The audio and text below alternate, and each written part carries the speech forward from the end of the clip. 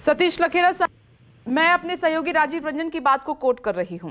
Hindenburg की report आई जिस पर पूरा बवाल मचा हुआ है डे वन से, और आप देखिए कि विपक्ष हमलावर है, जेपीसी की मांग भी कर रहा है। पहले भी कमेटियों का गठन हुआ, लेकिन इस पर बीजेपी टस से मस नहीं हो रही है।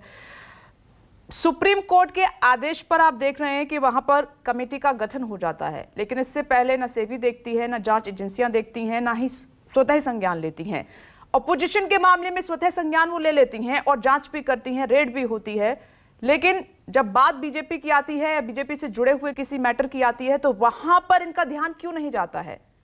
वहां सुप्रीम कोर्ट को आदेश देना पड़ता है। सुप्रीम कोर्ट, चुनाव आयोग, ईडी, सीबीआई सारी स्वतंत्र एजेंसियां हैं। बहुत लंबे समय से कोशिश की जा रही है कि ये साबित किया जाए कि भारतीय जनता पार्टी द्वारा ये ऑपरेट होती है। जिस तरह अभी हमारे मित्र कह रहे हैं कि हिटलर चुनाव जीतते थे, सब जीतते थे, ये नई बात नहीं है। राहुल गांधी ने 2021 में ब्राउन यूनिवर्सिटी में जाकर, विदेश में जाकर के कहा था कि भारत में लोकतंत्र खतरे में है। इराक में सद्दाम हुसैन और लीबिया में कर्नल गद्दाफी, दोनों के दोनों चुनाव जीतते थे, चुनाव होता था, लोग वोट डालते थे, मगर निर्णय कुछ होता था। अगर ऐसा ही कुछ भारत में चल रहा है तो राजस्थान कब जीते, छत्तीसगढ़ कब जीते, अभी कुछ दिन पहले हिमाचल कैसे जीते? देश को बार बार शर्मिंदा करना, बार बार देश का अपमान करना और गंभीर बातें करना। आप देश के सांसद हैं और क्लेम जिस तरह पूरी कांग्रेस करती है, हमने देश को आजाद कराया। आजादी इसलिए की थी कि आपका पोता आपकी 4-5 पीढ़ी के बाद विदेश में जाके भारत का अपमान करेगा। आपने पराकाष्ठा, और आप 16, 17, 18, 19, 20, 21 और अब जाके 2023 लगातार आप विदेश की धरती पे भारत के लिए आग उगल रहे हैं।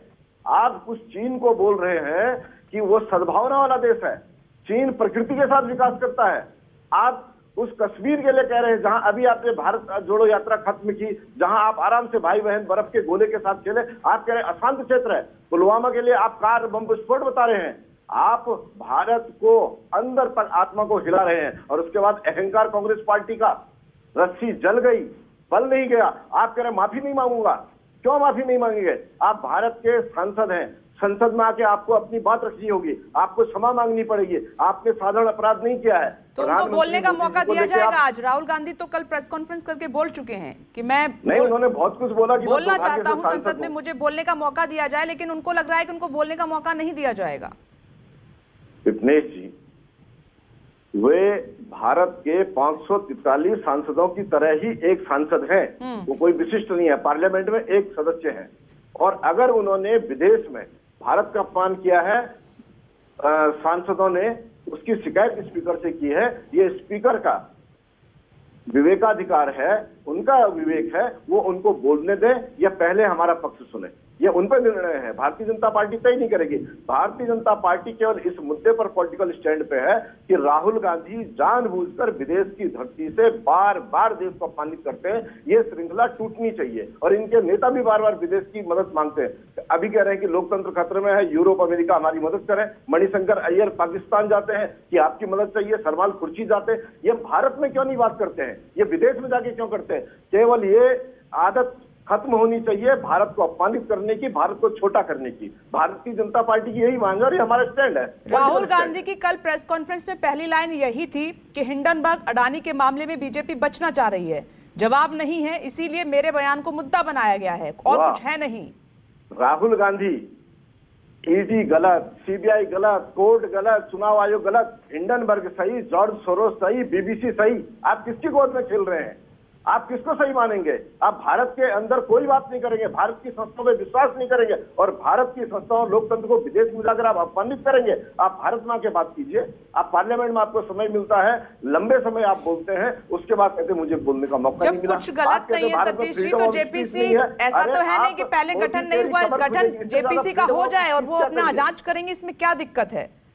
अगर कुछ गलत नहीं है तो कौन मना कर रहा है? किसने मना किया? नीरज जी बोलिए जल्दी से, फिर मैं आगे बढ़ूं। हाँ, देखिए यहाँ तो दाल पूरी काली है। जब हिंडनबर्ग की रिपोर्ट आई और सुप्रीम कोर्ट ने संज्ञान लिया कि हम आगे चलकर इस मामले की जांच कराएंगे, आपको पता है कि पिछले महीने की 1 तारीख को अडानी एंटरप्राइजेस के शेयर्स को निफ्टी 50 का हिस्सा बना दिया गया। निफ्टी 50 वो इंडेक्स है जिसके अंदर एक नॉर्मल इन्वेस्टर आपकी और मेरी तरह मार्केट के रिस्क को कम करने के लिए पैसा डालता है, और जबरदस्ती निफ्टी 50 इंडेक्स में अडानी जैसी कंपनी को, जिसके ऊपर स्टॉक मैनिपुलेशन और हवाला के पैसे से अपनी कंपनी चलाने का आरोप है, उसको लगा दिया गया। देश के आम इन्वेस्टर का पैसा आज जबरदस्ती अडानी के शेयर में है। और जहां तक इन्होंने चीन की बात की, चीन के साथ गलभैया तो ये खेला करते थे, चीन के पास जाकर एमओयू ये साइन करते थे। और ठीक है, ये बातें थोड़ी रिपीट हो रही है नीरज जी, रिपीट हो रही है, कई बार आप रख चुके हैं। मुझे अभी मेरे सहयोगी भी हैं, 2 मेहमान भी हैं, मैं उनका रुख कर लेती हूँ। नमस्कार, मैं हूं मानक गुप्ता। अगर आपको हमारा ये वीडियो पसंद आया हो तो इसे लाइक और शेयर जरूर करें, और हां, हमें सब्सक्राइब और फॉलो करना ना भूलें ताकि आप देश और दुनिया की कोई खबर मिस ना करें। तो जुड़े रहिए हमारे साथ और देखते रहिए न्यूज़ 24।